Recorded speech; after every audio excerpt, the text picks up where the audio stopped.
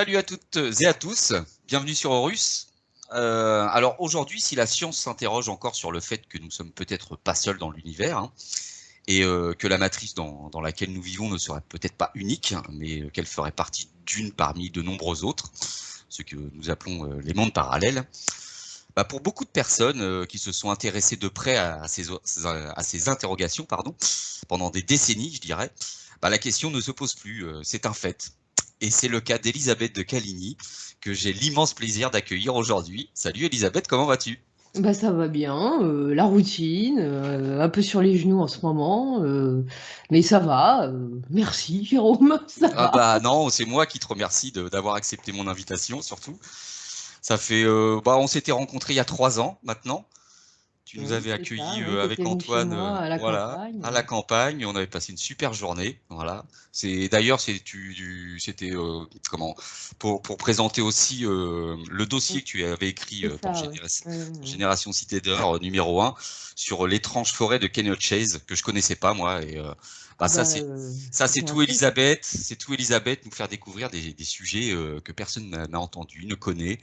Et en plus, tu as des talents de narratrice. C'est du miel quand tu parles, je dirais.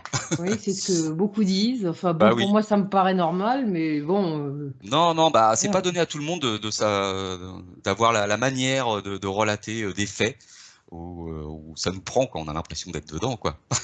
Bah, tu sais, j'ai parlé tôt et je parlais très bien petite fille et très clairement. Et j'étais la traductrice de ma sœur qui parlait en mode bébé.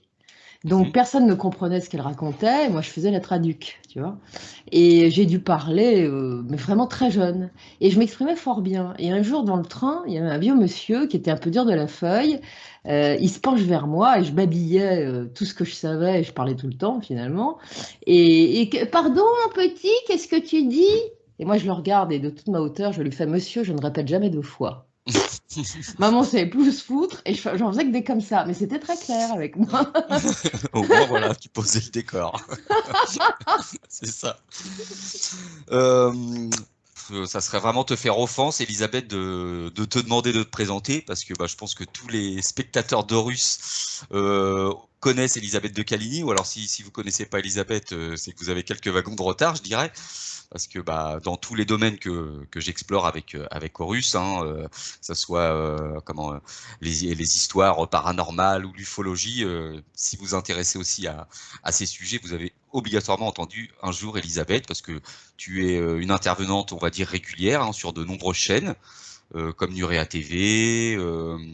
Voilà, il y a, Bah, il y tu a peux, la chaîne de Sylvain Didlot, il y a Didier Santiago, il y a Rayonnance Didier, TV, enfin bon, voilà, tu il y passes sur. a, puis alors il y a les trucs ufologiques aussi, donc OVNI Paris, il y a quelque chose qui est sorti il n'y a pas longtemps. Mhm, Il y a les voiles de l'inconnu aussi avec Isabelle Ferrigo, qui est une ex repas UFO d'Annecy qui m'a enregistré sur Adamski. Donc ça c'est au montage, donc ça sortira bientôt. Il mhm, y a Garonne TV qui m'avait filmé l'été dernier sur un événementiel et qui est venu 4 jours chez moi pour filmer 3 trucs. Donc moi je trouve que il faut filmer un petit peu, il faut accepter de passer un petit peu partout, hein. Non pas mhm. pour sa gloire, mais pour l'information. Et puis ça fait vivre les chaînes. J'ai bien conscience que je suis maintenant quelqu'un de connu, hein. Et bon, pour l'instant, j'ai refusé personne, quoi. Ça fait plaisir, bah, allons-y, et puis c'est tout. Moi, Et ça me puis, coûte rien de le faire, au contraire. Puis voilà. et comme tu l'expliques, c'est surtout pour le partage de l'information, c'est ça qui est important, avant Oui, tout. oui, oui, mais c'est ça. De toute façon, sinon, je serai en retraite et je ferai de la broderie, hein. Parce que c'est pas de la tarte ce que je fais, hein. Non, Voilà. c'est vrai, parce que je connais, je sais que quand tu prépares des sujets, tu peux y passer beaucoup de temps parce que tu creuses vraiment en détail chaque sujet, que tu prépares vraiment bien tes émissions. D'ailleurs, tu n'es pas que conteuse, Elisabeth, tu es aussi auteur, tu es l'auteur Hmm. de ce livre, Oui, oui, j'ai écrit ça. rencontre avec des humains d'outre-espace, que Oui, moi en oui, plus tout à j'ai fait. de dédicacé, voilà, petite Bah oui, Elisabeth, c'était le bon moment d'y arriver voilà, à point nommé. à point nommé. Et en plus, tu sais, moi, il fait partie des livres. Il y en a pas beaucoup des comme ça, mais quand j'ai ouvert, j'ai commencé à lire les premières pages, j'ai pas réussi à m'en décoller. Bah, Voilà. c'est ce que des gens m'ont dit. Sur le second aussi, qui était un roman, mais qui est épuisé. Et donc, bon, bah voilà, c'est un roman, ça a une vie de passage. Mhm. En général, il y a quelque chose qui se passe, c'est que les gens n'arrivent plus à lâcher le bouquin. Oui, Donc, oui. bon, bah tant mieux, je suis Bah, contente. parce que tu sais justement emmener les personnes dans ces aventures, enfin, sur Oui, et ces puis sujets. bon, j'essaye d'écrire fluide et compréhensible. Donc, il y a un style. Ben, c'est comme quand je parle, j'essaye de ne pas faire dans le compliqué pour qu'on puisse suivre à peu près ce que je raconte. Donc, bah, les gens, ça les détend. Puis comme j'ai des sujets qui sont en règle générale assez palpitants, voilà, ça se lit comme ça s'écoute, quoi. Et comme j'écris, comme je parle, et c'était le cas pour le roman notamment. Bah, tout le monde m'a reconnu, hein. Les bons Mhm. copains, ils m'ont dit, c'est tout à fait toi. Donc, Le style d'Elisabeth, c'est ça, l'empreinte voilà. d'Elisabeth. Et bon, c'est Mm. tout. Bon, je mets des mots qui sont un peu mieux que par lesquels je m'exprime. Mais bon, je m'efforce, je me force pas d'ailleurs. Naturellement, j'écris comme ça. Mhm. Mhm. Alors, moi, je sais que bah, quand tu interviens sur toutes ces différentes chaînes, la plupart du temps, c'est pour justement évoquer un cas ou plusieurs cas bien précis. Alors moi, je ne vais pas te demander cet exercice, Elisabeth, sur Russe. Moi, je t'ai invité, on en a discuté ensemble. Moi, je voulais avoir ton avis justement par rapport à toutes ces... Bah, ça fait, tu me disais, quasiment 40 ans que tu creuses ces sujets. Et Ça fait même plus que ça parce que voilà. j'ai commencé, bon, à 9 ans, il m'était arrivé, ça je l'ai déjà dit sur d'autres chaînes, mais j'y avais vu quelque chose avec mon grand-père quand j'avais 9 ans, ça m'avait marqué. Et puis, je regardais tout le temps le ciel et j'ai commencé à m'intéresser parce que j'ai vu des trucs bizarres et puis j'ai commencé dans la vingtaine finalement. Et puis il y a Bourret qui a sorti ses bouquins. Mhm. Donc ça, je me suis jetée dessus évidemment. Oui, Premier très bouquin bon de livre. Bourret, ça je Mm. m'en souviens. Et pour moi, c'était très parlant. Mhm. Donc, on peut dire, j'ai 67 ans, je viens d'avoir 67 ans, donc ça fait 47 ans que je creuse. Alors évidemment, quand est arrivé Internet, c'était une mine d'or, hein. Mhm. Puis il y a surtout beaucoup de livres qui sont sortis à partir des années 80 Mhm. sur les sujets qui sortaient de l'ordinaire. Et donc, bah là, j'ai mis le paquet, hein. Très souvent des J'étais, traductions très souvent des traductions de livres américains, très souvent, oui, oui, oui, tout à parce fait. qu'ils ont l'esprit Et beaucoup plus ouvert que nous sur certains sujets. voilà, et je me suis instruite avec tout ça, et puis je cherche en permanence. Mhm. Je travaille tous les jours, hein, faut pas Mhm. rêver. Mhm. Là, je fais des compilations de cas qui sont en Australie. Alors j'écris, et puis ça me servira bien à quelque chose à un moment donné. Voilà. Alors oui, parce que tu t'intéresses et à l'ufologie, mais aussi, on va dire, à ce qui est, on va dire, des phénomènes paranormaux quelque part, quoi. Ouais, oui, en règle générale, tout Des ce qui cas, comme sort de je sais, l'ordinaire voilà, je sais que tu as m'intéresse, fait bien sûr. une super émission pour le cas de la petite Pauline Picard, par Oui, exemple, oui, ça c'était un qui cas. s'est passé pas très loin de chez nous, enfin anciennement chez toi, Oui, d'ailleurs. oui. Et Non, non, ça devait être c'est à peu près à 2 heures de chez moi. mm, Non, c'est dans les monts d'Arrée et c'est vrai que c'est un sujet extrêmement intéressant. mm, Et quand j'ai parlé l'autre jour, j'ai eu des entretiens avec Brajibelova, qui est un garçon passionnant que je vous oui, recommande d'ailleurs, oui, qui est venu sur Horus, euh, je vois. et avec lequel je me suis très bien entendue. Et il faut que je lise son bouquin parce que c'est absolument passionnant. Ça, je ne vais pas me louper là-dessus. Non, non, On est il a arrivé aux une. mêmes Mm, conclusions sur certaines choses, notamment sur la nature de certains extraterrestres, mais il m'a appris quelque chose sur le terrain. Et moi, comme les histoires de hantisme me poursuivent, depuis que j'ai quitté Paris, eh bien, je me suis rendu compte qu'à chaque fois, j'atterrissais à des endroits où il y a de l'eau sous la maison, mhm. et un territoire qui est très particulier et qui est très aqueux. Et à chaque fois, là, je viens de m'installer dans une nouvelle maison. Et ben voilà, il faudra interviewer le copain qui est venu me filmer pendant 4 jours. Il n'a pas été déçu du voyage. Il a passé 4 nuits tout seul dans la maison que j'avais laissée parce que j'allais coucher chez une copine la nuit. Et ben, il a compris, hein. Quand je lui ai dit tu reviendras, il m'a fait ouh, je crois pas. Non. Bon, mais là, c'est rien par rapport à l'endroit que tu as connu, Oui, en Normandie. c'était absolument terrifiant. Mhm. Voilà, Et donc je je me reste rappelle plus, est-ce qu'il y avait aussi cet effet colline, parce que c'est aussi un des paramètres que Bragi aussi a compris. Il y a la composition du terrain, il y a la présence d'eau, mais il y a aussi cet effet colline, très souvent. Alors, est-ce alors, il y que... a, et effectivement, c'est très vallonné là où on est, et le village est à 165 mètres. Et effectivement, pour arriver jusque-là, quand on vient de Comont-les-Ventés, effectivement, ça fait une vallée, ça remontait, et on est effectivement sur un petit plateau promontoire. Et quand Mhm, mhm, on s'en va, on redescend, effectivement. mhm. Ouais, ouais. Donc, voilà, ça vient encore Et puis bon, confirmer. il y a des carrières de pierre. Il faut savoir que c'est également la queue des monts d'Arrée, donc c'est volcanique, bien évidemment. Mhm, Il faut savoir, parce que j'ai étudié tout le terrain, toute la géologie là-bas, et il y a eu des tremblements de terre il y a à peu près une centaine d'années, un peu plus d'un siècle, et j'ai soupçonné qu'une faille secondaire passait mhm, par le village.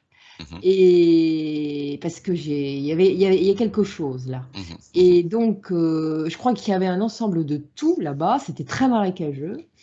Il y avait de l'eau sous les deux maisons et ça terriblement, en 7 8 ans, les arbres ont doublé de volume. Il y en a même qui sont, et les tuyas qui étaient derrière, il y en a deux qui sont morts sur pied d'avoir trop d'eau.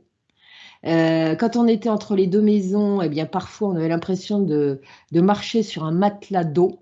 mhm. Vous savez, les matelas, il y a des gens qui ont Oui, des matelas oui. avec de l'eau. Bah, c'était la même Ça chose. rebondit légèrement. Mhm. Voilà, et ben c'était très particulier, Ah hein. ouais, donc tu étais Et il n'y a vraiment jamais eu surcouvert, hein. autant d'eau. Mhm. Et bon, il faut savoir quand même que j'ai mis 3 ans à la vendre cette maison. Il n'y avait pas de visiteurs, c'est curieux, hein. Mhm. Et puis un jour, il y en a. Bon, j'ai fait les choses un peu différemment. J'ai changé d'adresse, et il y a un homme qui est venu, qui l'a acheté tout de suite. Et il a revendu 4 mois plus tard. Et il a dit, je ne comprends pas pourquoi j'ai acheté cette maison. Il n'a jamais compris pourquoi il l'avait acheté. En tout cas, 4 mois plus tard, il n'y était plus. Il a revendu aussi sec, hein. Mhm. Donc il y a un truc. Et est-ce que tu sais si elle a été reprise, cette maison Oui, ou... oui, oui, elle a Oui. été revendue par des gens du nord de Rouen, je crois, un truc comme ça. Mhm.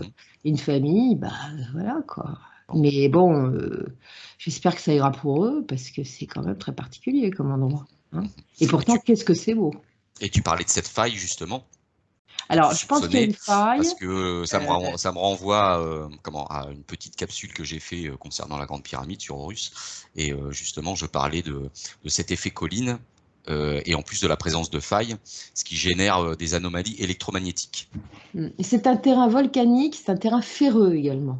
Mhm. D'ailleurs, j'en veux pour preuve, Donc à ferreux. l'arrière, c'est argileux, et à l'avant, la terre est rouge. Mhm. Donc, ça veut dire qu'il y a du fer dedans. Donc, Et anomalie électromagnétique sur un j'ai la terrain totale. ferreux. J'ai la Voilà, totale. la Il ne faille, manquait l'eau. rien au programme. Donc, tu as quelques Et la maison petits. de derrière qui est la plus atteinte, parmi les deux maisons, c'était une maison qui a plus de 300 ans. Donc, qu'est-ce qui s'est passé dans cette baraque? On n'en sait rien du tout. Mais en tout cas, celle-là, même dans la journée. Et d'ailleurs, un jour, j'avais fait venir Antoine parce que il fallait que je trie mes bouquins et je voulais pas y aller toute seule, même en pleine journée. Et on était tous dans le même état. Ma soeur, elle l'aurait jamais fait rentrer là-dedans. Maman, elle y allait en courant parce qu'il y avait un congélo là-dedans. Et c'était aller-retour. Et à la fin, c'était si grave ce qui se passait entre les deux maisons que les 2 dernières années, je fermais les volets côté maison de derrière De la nuit. derrière. Mhm. Ah oui, oui, oui, oui. Dès que la nuit tombait, je fermais tout. Et à la fin, je ne pouvais même plus sortir parce que je photographiais beaucoup d'orbes. On peut dire que la dernière année, je sortais même plus. Mhm. J'étais très mal, hein. Ouais, tu as quelques petites, des petits souvenirs croustillants, on en a parlé ensemble. Euh, Puis j'ai fait des photos. Libre à toi d'en partager quelques-uns, mais tu m'avais expliqué cette histoire avec les veaux. Très Oui, souvent, oui, tu... oui. Ah bah, le Oui. coup des veaux, bon, on était deux. Alors, il y avait des Alors en veaux. plus, oui, là, c'est là où c'est très intéressant, parce que tu étais avec ta maman ce jour-là. Et maman qui était une sceptique de première, mais qui depuis ne l'est plus, hein.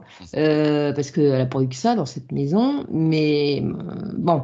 Et il y avait des veaux qu'on mettait, des vaches avec leurs veaux dans le pré de derrière qui était très marécageux. Et puis ça a commencé, cette histoire-là. Je me souviens que dans les années 90, il y avait déjà eu une histoire comme ça, où il y avait des vaches dans le pré de derrière. Et une nuit, je m'étais réveillée. C'est une nuit de pleine lune. Je m'en souviens très bien. Et je regarde dehors, et qu'est-ce que je vois? Un troupeau de vaches. Il y en avait partout qui étaient en train de se faire les rosiers de maman. Bon, Mhm. t'es très contente. Ils avaient M'étonne. attaqué pas mal les trucs, quoi. Mm. Et donc ça, c'était déjà arrivé dans les années 90, au début des années 90. Bon. Puis ils mettaient très peu de bétail derrière parce que c'est très aqueux, ce qui est pas bon pour les pattes des animaux. Mhm. Et donc, mais c'est arrivé quelque temps. Donc la pièce et la parcelle de derrière étaient louées. Et ils ont remis du bétail. Et ça devait être en 2016 ou 2017, un hiver. C'est quoi qu'il y a devant la maison? Il y avait trois grands veaux. Ils n'étaient pas encore adultes, mais enfin, c'était des belles bêtes. C'était pas le petit veau qui vient de naître, hein. Mhm. Et ils étaient tranquilles en train de faire les bordures. Bon, très bien. Je me suis dit, qu'est-ce que je vais faire? Donc, j'ai appelé le propriétaire. Il a regardé partout, par où ils auraient pu passer. Et il n'a jamais trouvé de quoi que ce soit. Dans la clôture, il n'y avait aucun Donc, passage, quoi. bon, il les a fait rentrer, il les a pris avec une bétaillère, et puis bon, voilà, terminé. Puis c'est revenu plusieurs fois. Et une fois, j'étais avec maman, et bon, le terrain, ça faisait une pointe au bout. Il y avait les deux maisons, et une maison de chaque côté, puis il y avait une pointe au bout. Et il y avait un grand chêne qui a au moins 300 ans. Et pour moi, c'est un chêne maître. Mhm. Et ce chêne, je venais souvent y prendre de l'énergie, j'étais bien sous ce chêne. Et d'ailleurs, je voulais qu'on disperse mes cendres sous ce chêne. C'était pas du tout Ah. un hasard, hein. Et donc là, on avait coincé les veaux pour pas qu'ils puissent s'en aller. Là, ça faisait l'entonnoir pour eux et ils n'allaient pas se faire la malle. Donc, je m'apprêtais à appeler le cultivateur. Donc, maman, ils étaient posés devant le chêne, de profil, et ils nous regardaient immobiles. Et j'ai un moment, bon, on va appeler, et d'un seul coup, maman m'a dit, t'as vu? Et je l'ai pas crié, mais je l'ai pensé. Mais dans une fraction de seconde, il n'y a même pas une notion de temps. C'est-à-dire qu'on avait les veaux de profil, les trois qui nous regardaient immobiles, devant nous, à quelques mètres, 5, 6 mètres. Et dans l'instant, ils étaient dans leur pré derrière le chêne, où il y a une clôture Clôture. barbelée, Mhm. dans la même position, sans bouger. Qu'est-ce qui s'est passé? Un petit Et ça, vortex. maman, elle le raconte encore, comme les Mhm. trucs Mhm. d'OVNI qu'elle a vus. Bon, voilà. Et c'est toujours, d'ailleurs, les trucs d'OVNI, c'était dans ce pré de derrière qui était marécageux. Mhm. Mhm. Donc, on en revient à la théorie très très intéressante de Bragi. Ah, mais quand je l'ai écouté, j'ai Parce écouté, le que premier truc que j'ai écouté, c'était le sur Dogman. Mais j'aurais sauté au cou à ce garçon. Et et j'ai été ravie. il a Ouais. vraiment mis le doigt sur quelque chose, Ah Bragi. oui. Oui. Pour moi, c'est l'explication de phénomènes que je rencontre depuis un moment. Bon, j'ai Mhm. toujours été sujette à ça, si je puis dire. Mais là, il m'a donné une explication qui me paraît tout à fait tangible et très bien documentée sur ces trucs-là. Et oui, oui, Oui, oui, et oui, oui. oui, oui, moi c'est ce que Voilà. on en Et a je vous vraiment encourage bien. à lire son livre Oui, qui s'appelle Dogman et peut-être. Bigfoot. Puis il y a un truc. Bon, enfin, je Oui, vous mais engage je vous à renvoie à la vidéo. l'écouter, à le lire. Voilà, je vous renvoie à la vidéo que j'ai fait avec lui sur Horus. Hein, Voilà. voilà, Bah, je parlais oui. créatures interdimensionnelles et Alors, il y en a un moi. autre également, un autre ami que j'apprécie beaucoup, qui est Franck Ferrandis, Mhm, avec lequel on a eu une discussion à trois avec Bragi il n'y a pas longtemps, où lui, il a des explications extrêmement pointues. Parce que lui, alors lui, c'est les mégalithes japonais, oui, mais il a c'est un écrit. homme qui a une culture absolument immense. C'est un plaisir que de l'écouter et d'écouter ce qu'il raconte. Et j'avoue qu'avec ces deux-là, j'ai passé un très bon moment de Tu Skype, quoi. m'étonnes. Et avec toi en Hein. plus, Mhm. on va dire trois experts. Ah bah, c'est-à-dire que moi, je suis l'expert de terrain, moi, je fais les travaux pratiques. C'est ça. Oui, Eux, en ils plus tu expliquent. pratiques. Voilà, toi en plus tu pratiques. Moi, je me les prends en pleine tête, pendant que les autres, ils cherchent. Ils Enfin, ils cherchent, ont, ils écrivent des bouquins. voilà. Non, non, mais passionnant. Euh, alors justement, tiens, moi je voulais te demander, parmi tous ces cas que tu as explorés, Elisabeth, euh, on va partir sur l'ufologie. Quel est le cas qui t'a le plus, je dirais, le plus interpellé, qui est le plus incroyable pour toi, ou Bah, le plus... il y en a deux qui sont ex aequo pour des raisons différentes. Il y a le ranch de l'Utah. Oui, oui. Alors ça, et alors d'ailleurs, je continue à suivre l'actualité pour voir ce qui s'y passe, hein. Mhm, Et puis, il y a l'affaire Rosset. le cas français de contacter. Et j'avoue que, bon, elle raconte son livre est très amusant parce qu'elle elle écrit comme elle cause, hein, et c'est une franche nature, donc en plus on rigole. Donc, bon, il y a des contacts effectivement avec des géants qui disent devenir d'Alpha du Centaure, si j'ai bonne mémoire. Et puis, il y a une seconde partie où elle va faire des voyages sous le sphinx de Gizeh. Et les visions qu'elle va avoir, ce sont des visions de Gizeh avant Gizeh, de Mhm. Khéops unique. Probablement de deux sphinx. Moi, j'ai fait des recherches là-dessus et je le disais dans ma vidéo quand je raconte cette histoire-là, que j'ai enregistrée il n'y a pas longtemps, je crois, à nouveau. Je sais plus. Enfin, ça fait partie, c'est peut-être des trucs que j'ai réenregistrés. Enfin, bon, bref. Et c'est absolument, absolument passionnant. Et ces deux trucs-là, pour moi, ça m'a parlé. Et Mhm. vraiment parlé. Le ranch de l'Utah, j'ai pas eu de doute là-dessus. Par contre, ça m'a terrifiée. Et je peux vous dire que même si on m'invitait à passer mes vacances là-dedans, j'irais pas, hein. Ah bah Même pas là-bas, 24 heures. c'est un festival Avec de le pompier, alors là, ils vont pas me retrouver, de hein. paranormal, le ranch de l'Utah, hein. Il y a de tout, quoi. Ah oui, oui, oui. Moi, je Il y pense que a- c'est un endroit extrêmement dangereux, Oui, oui. personnellement. Mais il n'y a pas que ça, il y a d'autres endroits comme ça dont je serais peut-être amenée à reparler d'ailleurs, hein. Il y Mhm. en a d'autres là, bon, bref. Mais celui-là, c'est quand même le pompon. Et puis l'autre, bah, Rossé, ça m'a passionné parce que ce qu'elle dit me parle. C'est comme si je savais, je connaissais, j'avais vu, voilà quoi. Mhm. C'est cette Pour moi, contactée qui avait, enfin, qui avait rencontré un être, je crois, il y avait un géant avec. Euh, oui, oui, il y avait trois géants. Ouais, c'est ça. Voilà, et qui était très sympa. Et elle était dans la garrigue et elle était partie chercher de la laine, un vieux matelas pour faire un matelas à sa fille pendant qu'elle était en vacances. S'était perdue dans la garrigue à côté de Nîmes et il y avait des mazets. Alors les mazets, c'est des petites maisons de berger avec une pièce unique en pierre sèche. Et donc, il y avait deux mazets qui appartenaient à la famille. Et c'est là, en dormant dans un maset, qu'un jour, elle a entendu les chiens aboyer. Et puis elle n'a pas été déçue du voyage. Mhm. Et en fait, c'est des êtres qui venaient finalement, certainement en tant que scientifiques. D'ailleurs, ils ont parlé de la radioactivité d'Hiroshima, hein. Ils prenaient des pierres, des plantes. Ils ont même demandé des vieux journaux. Voilà. Et pour moi, je n'ai pas douté de cette histoire là, sachant qu'après, bah, il n'y a pas que ça va développer chez elle des capacités qu'elle n'avait pas Des apparemment. facultés. Mhm. Et puis, elle va garder une forme de contact avec eux. C'est-à-dire que à travers ses paupières, elle va voir s'afficher dans sa tête, derrière ses paupières, comme un écran. Et ça marche par symbole. Et il va y avoir une communication. Et puis, il va y avoir ces nuits très particulières où si elle ne se lève pas tôt le matin et qu'elle se rendort, là, elle est partie sur un monde parallèle qui est sous le sphinx de Gizeh, là où Edgar Cayce a dit extrêmement précisément qu'il y avait les archives de l'humanité. Et comme par hasard, bah, ça correspond. Et la Miss, elle ne savait pas qui était Edgar Cayce, elle n'avait aucune culture, Elle hein. avait jamais entendu parler de Ni une ça. culture égyptienne, ni de Ouais. rien du tout. Donc, Mm. elle pouvait pas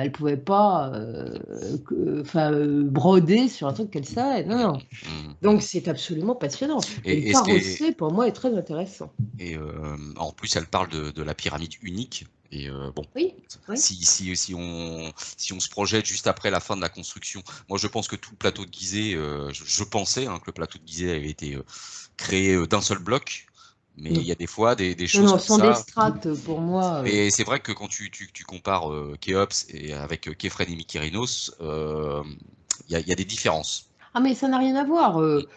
Euh, je vais vous dire une chose quand même que je raconte pas trop en général. Il m'est arrivé parfois de sortir de mon corps.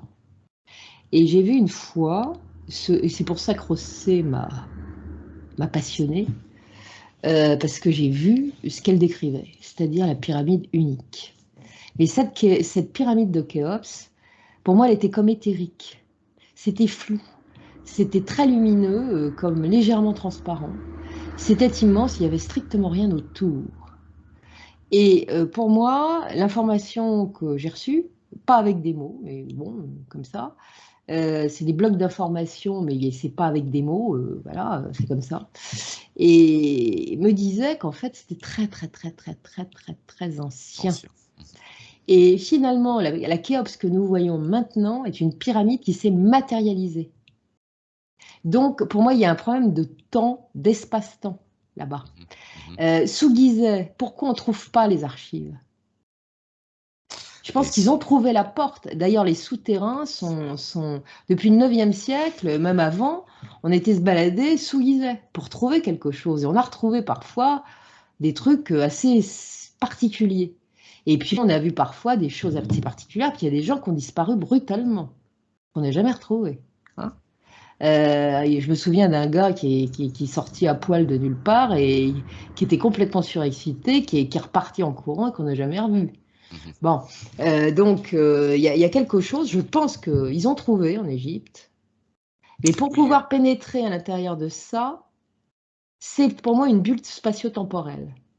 Ça existe, mais c'est une bulle spatio-temporelle. Donc, et je pense que c'est un endroit spatio-temporel, Khéops. Voilà mon idée. Hein. C'est pas pour rien que dans le film Stargate, c'est sur le plateau de Gizeh qu'ils retrouvent la porte des étoiles. Hein. Ah oui, non, mais c'est un portail. Clairement, c'est un des petit, grands portails voilà, petit clin d'œil. De la Terre. Je pense qu'il y en a d'autres. Et puis, sont arrivés les grilles d'Orion et ils ont marqué la planète et des sites sacrés qui avaient une importance avec la ceinture d'Orion et ils ont construit à côté. Ils ne l'ont pas fait qu'en Égypte. Et avant, tous ces gens... Teotihuacan, par exemple. Je ne sais plus lequel. Enfin, Teotihuacan, il y a où on voit un de avec la pyramide du ceux-là. Soleil, pyramide de la Voilà, Lune. il y a tout un alignement. Ça Et ressemble. alors, à l'origine, c'était les Pléiades. La plupart des Amérindiens parlent des Pléiades, les Australiens également, les premiers peuples. Hein. Oui. Et puis ensuite, eh ben, les autres, ils ont marqué leurs pattes. Donc je pense qu'il y a eu plusieurs arrivées d'extraterrestres. Le Buseji, pour moi, c'est la même chose. Et ça s'est superposé. Voilà. Et le Buseji est un portail pour moi qui est équivalent à Khéops. En parlant du BUCJ, petite info, je prépare une émission avec Christophe Soyer et Violette Valorsi. Ça va être bien. Ça, c'est mes amis, ils sont très sympas, ils sont très intéressants, ça va être très bien.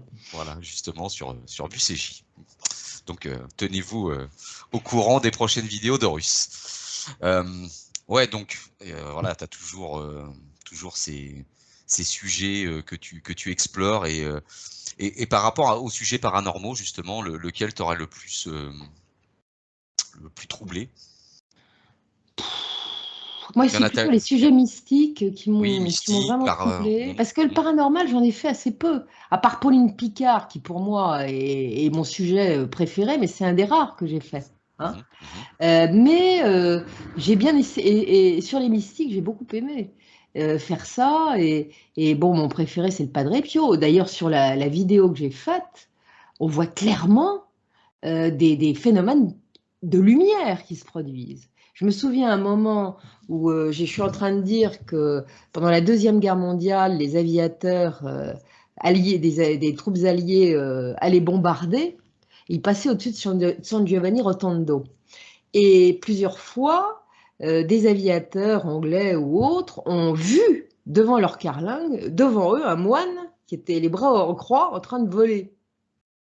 Ils en ont témoigné, ils sont venus voir le Padre Pio après. Et au moment où je raconte ça, paf, on voit passer un trait de lumière et quand on voit les images au ralenti, on voit comme des réglettes blanches. Et c'est pas arrivé qu'une fois. Et c'est une période où les gens d'ailleurs adoraient ça parce qu'on entendait soit des voix bizarres, soit il y avait des phénomènes qui se produisaient. Ça n'a pas duré longtemps, mais les gens regardaient avec attention ce que je faisais. Alors ça, justement, par rapport au déclenchement des phénomènes paranormaux, on va dire. Bon, on en a parlé tout à l'heure par rapport justement à certaines conditions, que ce soit de terrain, la présence d'eau, etc., anomalies électromagnétiques. Mais moi, je pense que c'est aussi lié à certaines personnes. Ah, je pense que je dois avoir quelque chose de spécial, moi, hein. Tu sais, comme on parle de comment ce phénomène poltergeist, hein, très, très souvent, ce sont des adolescents en mal de Oui, mais vivre bon, hein, ce qui est qui quand vont même curieux, déclencher. c'est que ça me fait pas ça partout, déjà. Et puis tu n'es pas une Euh, adolescente et je en suis mal pas de une vivre. ado, et ça me fait pas ça partout. C'est vraiment ces lieux précis qui ont des points communs. Quand j'étais dans le Var là, pendant un an, il y a eu, bon, c'était pas très intense, mais c'était très particulier. Et je me suis aperçue, j'ai fait une recherche. En fait, le plateau où je me trouvais était bourré de sources. Et il y avait un, parce que j'ai fait des recherches intéressantes aux archives départementales, puis sur des trucs que j'ai trouvés historiques. C'était une ville fortifiée. Et j'ai trouvé deux choses. J'étais au pied d'une forteresse médiévale qui a mal fini d'ailleurs, qui a été restaurée plus tard, mais et il y a eu un carnage absolument épouvantable. Et bien évidemment, il est à peu près certain qu'il y a des tas de gens qui sont morts à l'endroit où ma maison a été édifiée, qui est pourtant très ancienne. C'était une histoire affreuse. Le gars, on l'appelait le loup de Provence. Il tuait tout le monde. Et il était lié avec le pape avignonnais. Et c'était un serial killer. Il égorgeait les gens. Ses troupes, c'était pareil. Et il y a eu un grave massacre dans la ville de Calion.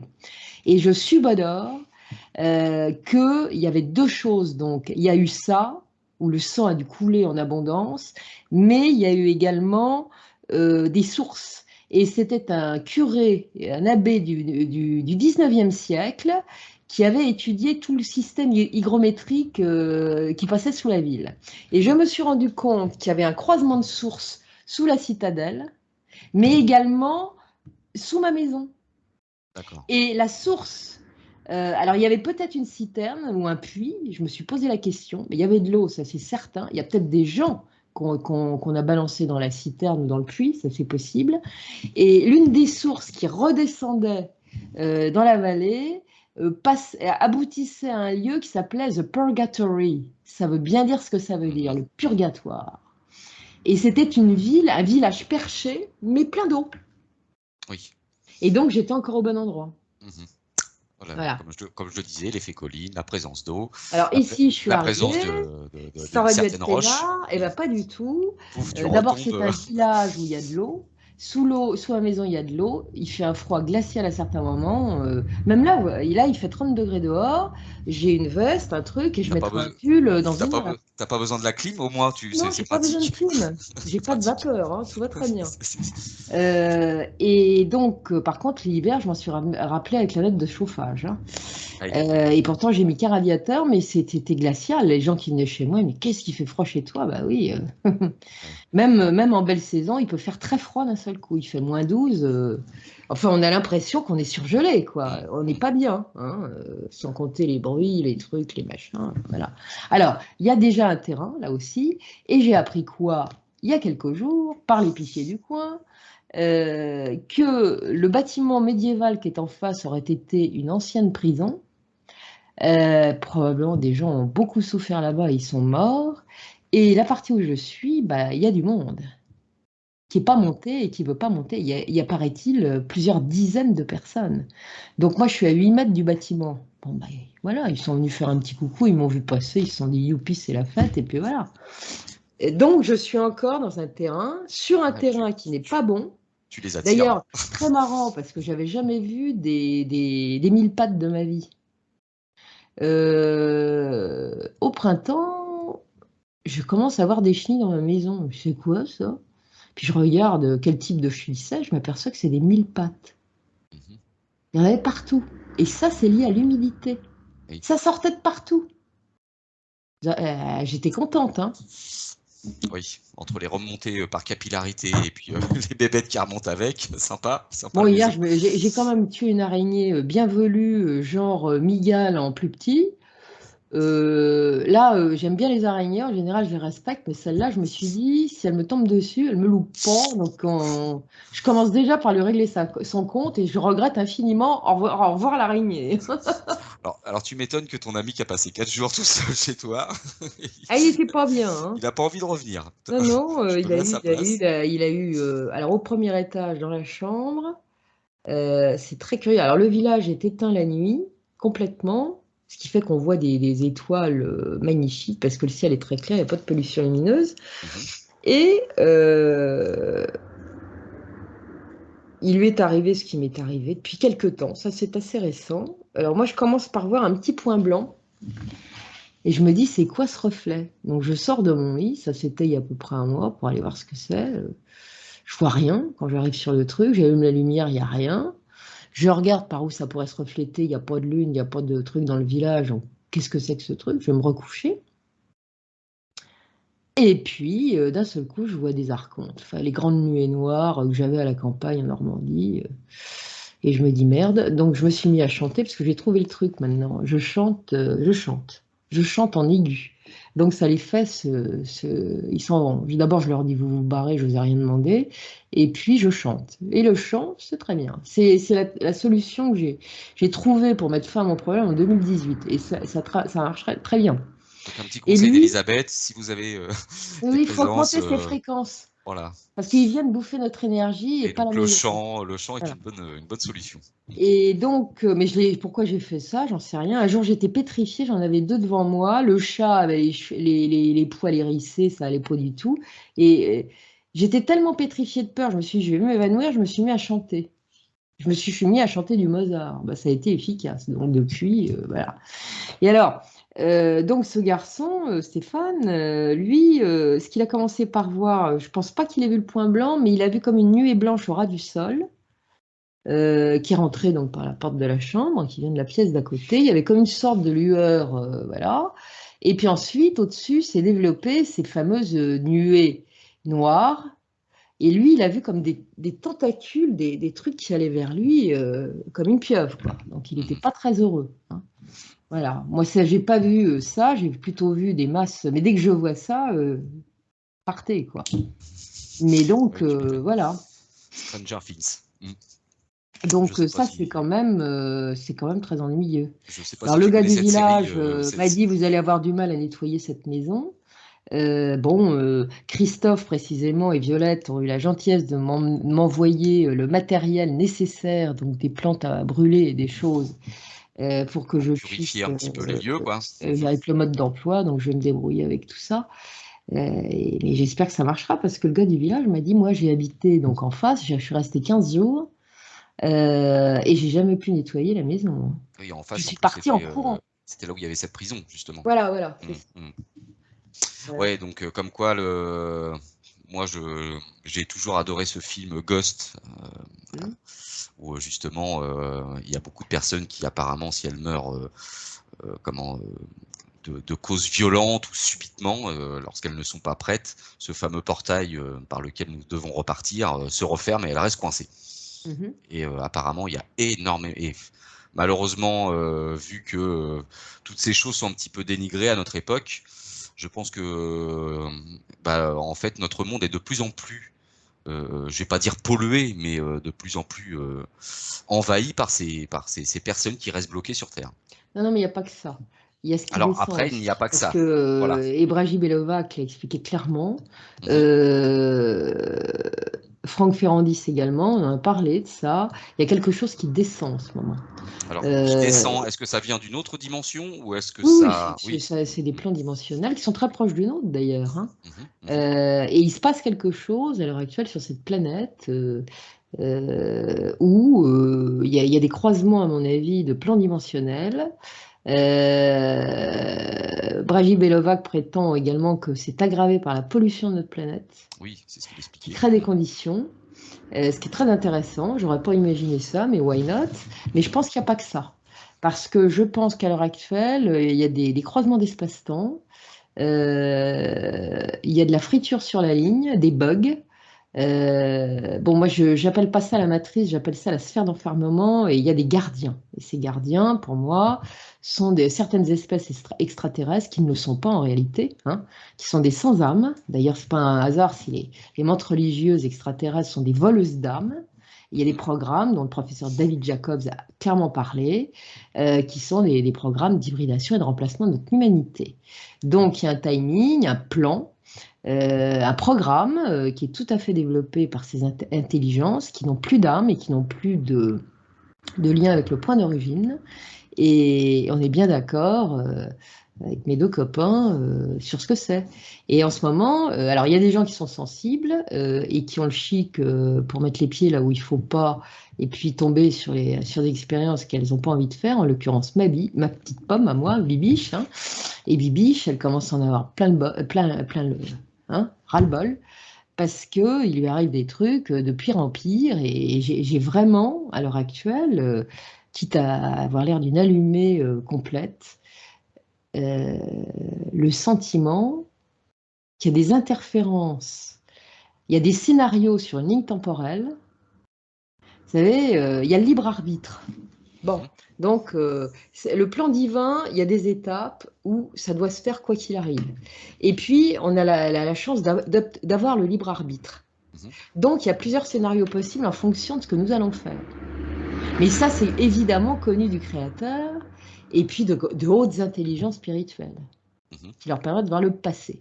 Bon, eh bien, moi j'ai l'impression que de temps en temps, il y a du bug et que je surfe sur deux trucs. De lignes temporelles Et différentes. j'ai pas, et ça fait longtemps que ça dure, parce que j'avais déjà eu un truc, je vais vous expliquer un truc, tiens, qui est très intéressant, qui m'est arrivé dans les années 90. Je vais tirer les verres du nez d'Elisabeth. J'étais avocate à l'époque et j'avais un cabinet qui était à côté du boulevard Montparnasse. C'est boulevard Raspail, très exactement. Et dans le coin, il y avait une brasserie qui organisait une fois par mois des concerts de jazz. Je suis folle de jazz, donc j'y allais avec grand plaisir, d'autant que c'était de qualité. Et un soir, je me pointe. Alors, c'était des copains, des gens très sympas, les brasseurs, on était vraiment des bons copains, une bonne bande de copains. Et voilà-t-il pas que j'y vais avec une de leurs anciennes employées qui avait ouvert son affaire. Et j'arrive, bon, il y avait le brasseur, le propriétaire du restaurant et son épouse qui étaient là, qui accueillaient les gens. Et je fais la bise au gars, je lui dis salut, tu vas bien, enfin bon, le truc habituel. Il me regarde, pétrifié. Sa femme me dit mais pourquoi vous avez dit ça, Elisabeth? Je lui ai dit bonjour, je comprends pas. Il y avait des gens qui étaient là, ils me regardent tous offusqués comme si j'avais dit une horreur. Et tout le monde me fusille du regard, mais je dis mais j'ai rien fait, j'ai rien dit de spécial.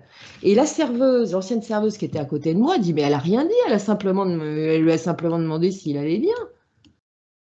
Ah toi ça va, lui dit son ancienne patronne, tu vas pas la soutenir. Mais c'était un truc de fou. Et Comme alors si c'était tu pas leur ça, avais dit quelque comme chose si j'avais de. insulté ou j'avais Ouais. raconté une horreur, quoi. Alors que tu lui as juste dit comment vas-tu, quoi. Bah oui. Et on s'est regardé avec la fille et on a vu que c'était pas la peine d'assister. Donc j'ai été rayée des cadres après cette histoire-là, elle aussi. Et on n'a jamais su, et ça c'est caractéristique. Qu'est-ce que tu Donc on avais n'a dit? jamais dit, personne, les autres n'ont jamais voulu me dire ce qu'ils avaient entendu. Et il m'est arrivé un truc récemment de la mémo l'année dernière qui m'a fait beaucoup souffrir. Et c'est la même chose, personne ne me dira ce que je suis censée avoir dit.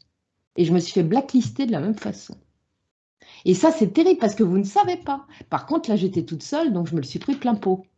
Mais là, la serveuse, en 94 ou 95, elle était stupéfaite. Elle m'en a reparlé longtemps. Elle m'a dit, mais c'est incroyable cette histoire, Qu'est-ce qui s'est Elisabeth. passé, quoi? Oui. Qu'est-ce qui s'est passé? Parce qu'elle, elle a entendu ce que tu Bah lui oui, avais je lui dit, ai quoi. dit, Oui. salut, ça va bien, tu vas bien. Puis c'est tout. Mhm. Est-ce que je lui ai dit une horreur, hein, une obscénité? Je ne sais pas. Dans leur version à eux, Ouais, mais personne ne me l'a jamais dit. Ouais, c'est ça Par qui doit contre, tout être. le monde m'a tourné le dos, ça a été fini. Mhm. Et à elle aussi, comme elle m'avait soutenue, pareil. Truc de fou. Alors donc, moi, je suis quand même, j'ai le chic pour me faire des amis, hein. Voilà. Ouais, en plus, si t'arrêtes des tuiles comme ça aide Bah, pas, quoi. c'est pas arrivé qu'une fois, hein. Ouais, ouais. C'est pas arrivé qu'une fois. Donc, ça veut Donc, dire quoi? Pour tu aurais moi, l'analyse switché de pendant ça, quelques secondes. j'ai switché. Pendant quelques secondes, et C'est le même décor, c'était une autre Elisabeth voilà. Et puis alors, il y a des qui est à changements de ta décor. place Oui, dans oui. notre réalité Non, non, et qui c'était la aurait. même Elisabeth, mais avec une version cool et une pas cool. Mhm. Alors, Et pendant quelques secondes, j'ai fait dans le pas cool. mhm. Et Voilà. tu m'avais expliqué une histoire similaire qui s'était passée avec ta maman aussi. Oui, oui, oui, Pendant un repas, comme si tu lui avais dit quelque ah chose oui, oui, d'horrible oui, aussi. et d'un seul coup, comme si j'avais sorti une grossièreté, une insulte, et elle est partie en live complet. Mhm. Mais ça m'était arrivé qu'une fois. J'étais familière des phénomènes paranormaux à la con, passez-moi l'expression, mais j'avais pas encore vécu ce genre de truc. Donc mais je me disais, mais c'est pas possible. Et ça m'est arrivé dans le boulot, ça m'est arrivé dans l'amitié, ça m'est arrivé. C'était cauchemardesque. Je vais vous dire à tous, il y a des moments où je suis fatiguée. Vous voyez. Le jour où ça va s'arrêter, je serai bien contente. Parce que là, c'est de pire en pire. J'ai beau être cool et de bonne humeur et joyeuse de nature, mais là, j'en ai plein le dos. Parce qu'en plus, ça m'attaque physiquement. Maintenant, je pense que j'espère que je ne vais pas avoir de très graves problèmes de santé à brève échéance. Je repars pour tout un cycle d'observation. La dernière fois qu'on m'a fait ça, c'était pas bon. Mais là, je me disais ces temps-ci, s'il y a à nouveau quelque chose de grave, Alors, ça va. à tous les spectateurs de Russe, il y a des personnes qui veulent envoyer des bonnes ondes et des bonnes fréquences envers Elisabeth. Voilà, que ça te fasse une petite bulle Non, de non, non, protection. non, non, faut pas trop faire ça. Priez simplement le Ou ciel prier, pour voilà, que une bonne prière. ces trucs-là, parce que la prière est fondamentale et je le dis clairement, Oui. et pourtant je suis pas une pratiquante religieuse, mais je prie beaucoup. Mhm. Priez pour le monde, priez pour la planète, vous voyez. Parce qu'en ce moment, vous voyez bien ce qui se passe. Oui. On est parti Il ne dans faut un pas monde. sortir de Saint-Cyr si on n'est pas sous influence totale et hypnotisé pour Mhm. voir qu'il n'y a plus rien qui tient. C'est ça. Que Là, les gens ont des comportements absolument ahurissants qui auraient fait bondir il y a encore 10 ans, mais oui. qui ne dérangent personne à l'heure actuelle.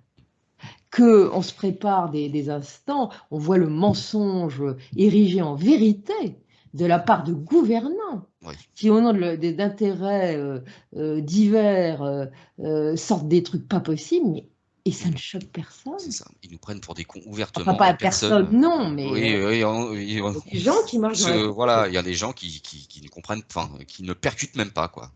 Voilà. Ils percutent même pas. Mm. Ouais, du coup, tu parlais justement de ces entités sans âme. Moi, ça me renvoie à la dernière vidéo que j'ai fait avec Bruno, où justement on a abordé ce sujet très complexe aussi de l'immortalité de l'âme. Et justement, lui, d'après ses propres investigations, hein, il est conscient que des entités n'ont pas d'âme et viennent interférer dans notre monde. Parce que peut-être que nous, on est le fruit d'une expérience où justement, de toute manière, ça, j'en suis convaincu à 100% aujourd'hui. Nous sommes des âmes qui nous incorporons dans un véhicule terrestre. Donc, peut-être que ces fameuses âmes sont convoitées par certaines entités qui ont peut-être une conscience, mais pas d'âme. Alors, pour le problème des gris, par exemple, qui sont des sans-âme, hein, Oui. euh, leur programme, c'est d'essayer de s'inclure dans la matière, car quand ils viennent de plans très proches d'une autre, mais bon, c'est des entités multidimensionnelles, interdimensionnelles, euh, ils ne sont pas stables. Donc, ils veulent se stabiliser dans la matière. Mais ils ont compris également, notamment pour ce qui est des mantes, que sans l'âme, Tu ne peux pas te ils ne stabiliser dans peuvent la pas. matière. Donc, ce qu'ils font sur des expériences Les fameuses abductions. humaines, de ce que j'ai compris par mes recherches ufologiques, c'est qu'ils vont faire, par exemple, pour Linda Porter, elle a failli mourir, donc ça les arrangeait bien, ils ont fait un clone, mais ils mettent leur ADN dedans. Et ils font les transferts d'âme. Donc, ce sont des voleuses d'âme. Hein. De toute Les manière, grilles, leur on l'a programme bien est vu, hein, différent. les grilles, hein, je vais dire, ils bidouillent, hein, parce que Bah, ils bidouillent et ils n'y arrivent pas. et c'est ça, ça fait des dizaines d'années qu'on a des témoignages d'abductés qui expliquent. Hein, alors parfois c'est des rapports sexuels forcés, ils vont aller chercher les ovaires, du spermatozoïde, Ah bah, ils bricolent de partout ils et ils bricolent, bricolent avec les ils animaux essayent de aussi. bricoler notre ADN, etc., de fabriquer des hybrides, parce qu'ils ont peut-être pas Mais je pense compris que qu'ils ont fait l'âme. des chimères Bah oui, autrefois alors est-ce qui que n'ont pas fonctionné. Et je vais même te dire ce qui m'est venu comme intuition il n'y a pas longtemps, c'est que les momies de Nazca sera en fait, pour moi, des expériences ratées. mhm, Avec des chimères, par exemple la momie qui est ovipare, alors oui, qu'elle a un aspect humain et tridactyle, qui a de oui. l'ADN humain, qui est Mhm. tridactyle, bon, c'est quand même assez spécial. Hein. Et pour moi, ce sont des ratages. Oui, il y a des petites. Ce sont des ratages. Et bon, il y a des tas de choses qu'on ne nous a pas dites, à mon avis, mais il y a beaucoup plus de choses que ça. Bon, il y a aussi de la désinformation, parce que les Wakeros, bon, ils sont un peu spéciaux, hein, parce que c'est un gros business mafieux. Ceux qui Et volent puis, justement, qui vont piller les tombes voilà. Et puis, il n'y sur a pas que Nazca. ça, il y a toute une arrière-boutique. Mhm. Mais je suis convaincue Ils ont mis la main sur des choses. que ces trucs-là sont des essais ratés. D'accord. Sont des essais ratés, donc ça veut dire que depuis plusieurs siècles, ils essayent de stabiliser. Euh, Ils n'y arrivent pas, ils ont encore raté, c'est pas viable. Bah, peut-être qu'ils pensent qu'en fait l'âme est innée à l'humain. Mhm. Ils ont peut-être pas compris justement que Les l'âme. mondes savent, les mondes sont Bah, extrêmement érudites. moi, c'est Et vraiment. certains de gris, qui sont des grands gris, genre Méphisto, ceux-là sont des scientifiques de haut niveau, ils savent. Mais l'engeance qu'il y a classiquement, non.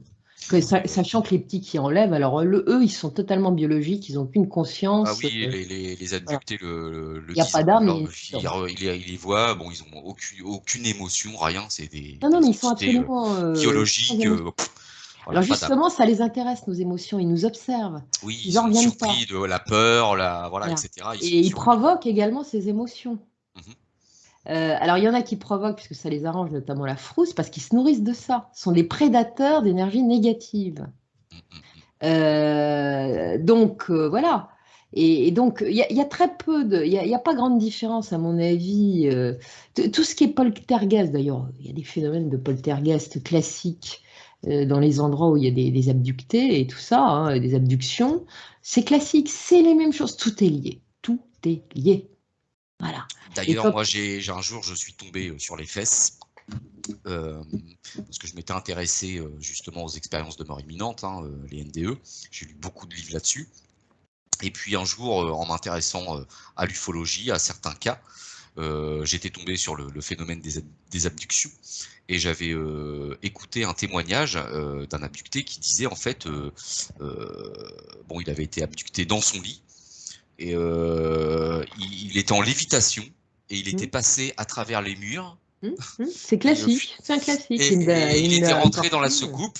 Et je me suis dit, mais le lien avec une abduction et une expérience de mort imminente, la paroi, elle est très fine en fait. Ah, mais bien sûr, mais je vais t'expliquer moi ce que j'ai compris avec Chico Xavier notamment quand j'ai raconté l'histoire de Chico Xavier. Et la première fois que je la racontais, je n'avais pas vu ça. La deuxième fois, j'ai commencé à Alors, comprendre. Chico Xavier, c'était celui, C'est le grand on a fait le film médium No Solar, c'est ça? Nos Solar, voilà. Ça. Eh ben, pour moi, d'ailleurs, son guide était quand même très spécial, hein. Il se présentait parfois comme un extraterrestre. Il n'avait aucune compassion pour lui. C'était marche ou crève. Et quand il faisait des crises cardiaques et tout, l'autre, il lui disait, t'as encore 36 bouquins à écrire. C'était absolument pas conspirationnel, hein. Moi, je veux bien un ange gardien comme ça, mais alors dis donc, Ouais, il est sévère. quel connard, hein. Il est sévère, il faut se le Bon. faire. Et puis, je me souviens une fois dans un parc, il l'avait vu descendre du ciel. C'était comme un extraterrestre. C'est un contact extraterrestre, ça pourrait être dit de cette manière-là. Et alors, la ville de Nos Solars, enfin du film Nos Solars, c'est une ville futuriste. Oui, Qu'est-ce complètement. qu'il nous a expliqué, Chico Xavier? C'est que ces villes-là, ces endroits-là, c'était des espaces spatio-temporels qui sont au-dessus des grandes villes du monde. Donc, Ben, ce sont les au-delà.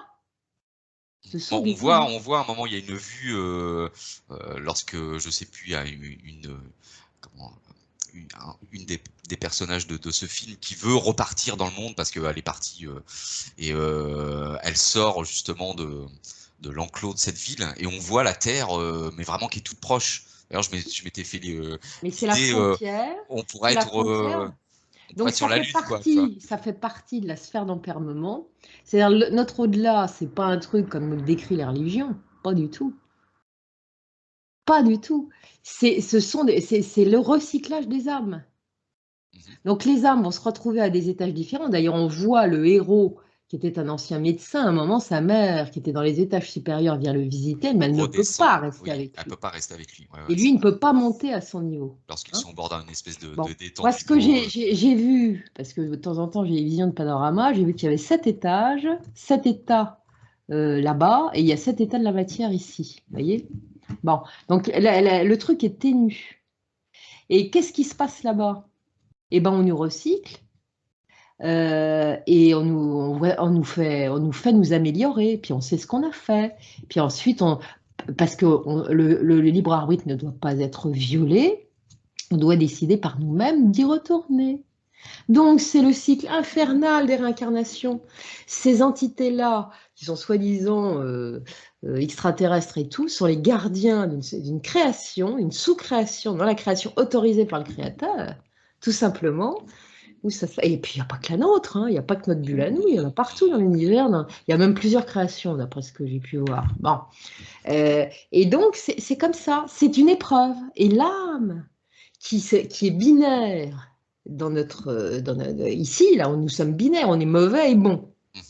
La D'accord? dualité en Et on permanence. vit dans l'ombre et la lumière, le jour, la Exactement. nuit, tout Tout est est binaire. dualité. On a Ouais. 2 yeux, 2 seins. C'est ça. Bon, hein, Un homme, voilà. une femme, etc. Tout est. Voilà, il y a toujours Ce côté, quelque chose de le binaire. côté positif, négatif, la polarité, on va dire. Voilà, la polarité. Alors, le binaire avec la complémentarité, puis avec l'opposition. Donc, c'est binaire. Et d'ailleurs, notre système de chiffrage est binaire aussi. Oui, 1, 2, 1, 0, 1, 0, 1, 0. Voilà. Donc, tout est binaire. Nous sommes dans une matrice, moi j'appelle ça sphère d'enfermement, binaire. C'est un programme. Alors Et, ça, j'ai eu du mal à l'admettre, hein. mais Quand j'ai moi, entendu c'est. parler de ça il y a 20 ans, ça commençait à me gratouiller la tête. Mm, Mais alors, ceux qui en ont parlé, la plupart disent on ne peut pas en sortir, on l'a dans le baba. Bien sûr que si, puisque c'est fréquentiel, les enfants. Alors là, ça, c'est intéressant ce Voilà. que tu. Et puis, il ne faut pas oublier que nous avons notre libre arbitre. Mhm. On a le droit de dire non. On peut s'en servir aussi, celui-là. Voilà. Mhm. Alors, quand ces trucs-là viennent nous emmerder, bah, barrez-vous, c'est non. Et puis chanter. Comment j'ai réussi à les faire partir, moi, mes archontes? Je chantais. Je chantais du Mozart. Et Mozart, c'est pas n'importe quoi. Hein? Certaines fréquences. Donc, la prière est fondamentalement importante, elle élève. Alors évidemment, ah oui, mais les religions, la religion. Non, non, non, on se calme. La religion, le monde a besoin, l'humain a besoin d'être gouverné. D'être Il cadré. n'aime pas ça, Oui. mais son système pyramidal, c'est son mode de fonctionnement. Senti, Imaginez que tous les humains, il n'y ait plus aucun gouvernant, il n'y ait plus rien. ça serait Et on l'anarchie. vous dit, monsieur, vous allez être au paradis. Et ben, ils vont chercher un chef pour la plupart. Oui. Et Ou il y puis, en il y a en qui a vont qui vont s'imposer s'inscrire en de. chef. Ils vont s'imposer Et de le nous merdier aussi. va Et recommencer. c'est reparti. Voilà. On ne sait pas. Si on faisait Parce que. page blanche de l'humanité, qu'on lui dise maintenant c'est le paradis, avec ce qu'ils sont, les humains reproduiraient exactement le même schéma. Et ils se foutraient sur la gueule de la même façon. Mais on est aussi, enfin, lorsque tu vois certains animaux hein, qui vivent en meute, comme les loups, les chiens, il y a toujours un Mais boss nous dans sommes l'histoire. des animaux Et évolués, nous, tout voilà, simplement. nous sommes des animaux dans lesquels on a incorporé une âme. Absolument. Et Mais nous les parlons, animaux ont une âme aussi, à mon avis, oui, qui n'est pas de la même nature, mais qui est une âme mais je aussi. pense que de toute manière, on est dans un immense laboratoire. Mais oui, Et mais nous sommes dans un programme informatique, j'en suis tout à fait. absolument convaincue. Quand on m'a sorti ça il y a 2, 3 ans, je me suis dit encore un taré qui a des C'était idées à peut-être la con. moi. Non, non, C'était c'était peut-être Elon moi. Musk qui a commencé à en parler, je crois, puis d'autres. Ah oui, Elon. Ah non, Et je me mais pas suis au niveau dit, d'Elon qu'est-ce Musk que quand même. encore cette connerie? Oui, Et oui, il il m'en est avait dit arrivé que tellement depuis il avait que dit que si on regardait tout ce qui nous entoure d'un point de vue d'un programmeur de jeux vidéo informatique, eh ben, il prendrait conscience que nous sommes dans une Ah simulation mais informatique. et moi je me suis posé la question, qui est Dieu? Alors j'ai pas de réponse. D'ailleurs c'est innommable pour moi Alors, et moi, j'ai pas de réponse non plus. Je me suis fait une idée. Je vous donne mon c'est idée. Alors, innommable. tu te confies à quoi On ne peut pas aujourd'hui? l'imaginer. Et je me souviens un jour que j'avais posé la question à des êtres évolués. Et ils m'avaient dit, nous ne perdrons pas de temps à t'expliquer, tu ne comprendrais pas. Bah, comme ça, au moins, c'était réglé. Effectivement, avec nos connaissances humaines et notre prisme, c'est même pas en rêve. On ne peut pas imaginer ça. Concevoir, ouais, Et je pense concevoir. que même des civilisations très évoluées ne peuvent pas. Encore du mal à concevoir. Par contre, avec mon prisme humain, je me suis dit, c'est une intelligence inconcevable, totalement neutre vis-à-vis de nous d'ailleurs, qui a créé un grand jeu. Mhm. Et de temps en temps, il y a des pièges à cons, du genre là où nous sommes. Voilà. Alors, ces trucs-là, alors évidemment, quand on vous dit Adam et Ève, bon, très bien, ok. Et ça, c'est tout à fait, c'est en cours de route. Mais ça a existé. Et effectivement, les gardiens de la sphère, peut y avoir cette histoire de référence avec le démoniaque. Si vous relisez la Bible, la Genèse n'a rien à voir avec la suite. C'est comme s'il y avait un timing extrêmement différent, c'est pas le même truc. La Genèse est très intéressante. Et depuis que j'ai commencé à réfléchir d'une autre façon, je ne l'ai pas lu de la même manière, la Genèse. J'en ai pas eu la même compréhension. Je me l'ai suis refait plusieurs fois, cette Genèse. Et c'est vrai qu'au fur et à mesure de vos recherches, moi je vous invite à le faire. Reprenez la Genèse, même si vous l'avez lu il y a 15 ans ou 20 ans, bah, reprenez-la et relisez-la avec les connaissances que vous avez pu acquérir en écoutant des gens passionnés comme Elisabeth. Bah, vous verrez que on la voit d'une autre Plus on en manière. sait, plus on a l'impression de découvrir un texte. C'est comme C'est ça. le texte des dialogues avec l'ange. Plus vous avancez, plus vous aurez une autre compréhension du truc en disant mais ça je l'ai pas lu. Bah si, vous Si, l'avez lu, mais mais vous on n'avez l'a pas pas le même percuté. prisme. On n'avait pas la clé à ce moment-là. On n'avait pas la clé Nous pour sommes décoder. évolutifs dans notre compréhension des choses. Mm, mm. Moi, je me rends compte qu'en 3 ans de temps, j'ai fait un. Mais alors, avec des expériences compliquées à la clé, évidemment, parce que moi, je fais les travaux pratiques, je fais dans la version travaux pratiques. Euh, Raji aussi, il est sur le terrain. oui, mais lui, il a une culture derrière, une culture ésotérique, une culture sur des tas de trucs, alors que moi, je suis une inculte totale. Mhm. Moi, j'expérimente et ensuite, j'essaye de comprendre, donc je recherche. Moi, c'est l'inverse. Hein. Voilà, puis je suis une inculte totale. Oh, Faut tu quand es même le dire. l'inculte. Non, non, mais dans ces Je pense trucs-là, qu'il y je a n'y peu. connais rien. Je n'y connais rien. J'écoute mon amie Magali Cazotte qui me parle du livre des morts égyptiens à l'heure actuelle, qui est absolument passionnant, qu'il va falloir que j'écoute son émission, parce qu'elle fait des émissions passionnantes, Magali. Je vous conseille Oui, oui, oui. d'apprendre avec Magali. Hein, Mm, mm. parce qu'elle a quelque chose dans le chou, ça fait longtemps Pa- qu'elle cherche. Pascal et Magali ont Et des choses très intéressantes à voilà. partager. Oui, tout à fait. Voilà, mais Pascal, hélas, on peut le lire, mais on ne peut pas l'écouter sur YouTube parce que c'est très rare qu'il fasse des interventions, hein, à ma connaissance. Et Magali, on l'écoute régulièrement et j'avoue que ma petite copine Magali, je l'aime bien parce que elle met des pierres à mon moulin. Mhm. Voilà. Et puis il n'y a pas qu'elle, il y a des tas de gens que je trouve absolument fabuleux. Je citais Franck tout à l'heure et Bragi à l'instant, mais il n'y a pas que. Il y a des gens absolument passionnants. Et donc, moi, si vous voulez, tout ça, ça m'éclaire sur mes propres expériences ou sur les expériences des contactés, des abductés, qui me racontent parfois directement des histoires ou que je lis. Parce que je lis, mais il y a des milliers de cas, mes pauvres enfants. Oui, C'est oui. pas 3 cas. Non, On vous mais parle du cas machin, de l'affaire Trucmuche. Et c'est Roswell, des la tarte à la crème, milliers, des oui, mais milliers de voilà. cas. Oui, Et moi, je classifie parce que j'ai une tendance à classifier par sujet, par effet, par... bon. Et Alors, puis, le problème de l'ufologie française, bah, c'est qu'on en est toujours au taux-les-boulons. On a beaucoup de mal avec les contacter. Moi, j'ai dit à plusieurs reprises il y a quelques années, si on ne prend pas dans ce problème-là la dimension de conscience et ce qu'il y a au-dessus, on passe totalement à côté. Tous les boulons, on n'en a exactement. rien à foutre. D'ailleurs, ils font ce qu'ils veulent. Ils nous font voir ce qu'ils veulent. Ils sont incapables d'induire dans nos cerveaux des Oui, pensées oui. positives pour certains, mais négatives pour la plupart. C'est pour ça qu'il y a des gens, vous voyez bien ce qui se passe à l'heure actuelle, puisque c'est massive attaque à l'heure actuelle, parce qu'il y a un timing cosmique à l'heure actuelle. Hein. C'est pour ça que ils ont un temps délimité dans le jeu divin pour faire leur truc. Et après, on siffle la fin de partie. Donc ils ont jusqu'en 2025, d'après ce que j'ai vu, voire 2026. Donc tout est possible. Donc il va y avoir un tri des individus, où ils vont continuer dans la machine à laver des réincarnations, où ils vont sortir. Donc c'est le moment, les enfants, de ne pas vous endormir et d'élever vos fréquences, de ne pas avoir peur de ce qui se passe dans le monde, d'être heureux et joyeux. Dialogue avec l'ange le dit, la joie, le sourire. Pas d'excès, la mesure. Voilà. Donc c'est ça, c'est une expérience spirituelle. Nous sommes, et les E.T. qui n'en sont pas, parce qu'il y en a des vrais, hein, des extraterrestres, mais ceux-là n'interfèrent pas dans les affaires de la Terre au nom du respect du libre arbitre, qui est une loi cosmique. Voilà. Donc, quand on passe dans l'au-delà de Chico Xavier, je reviens là-dessus, on va faire son choix.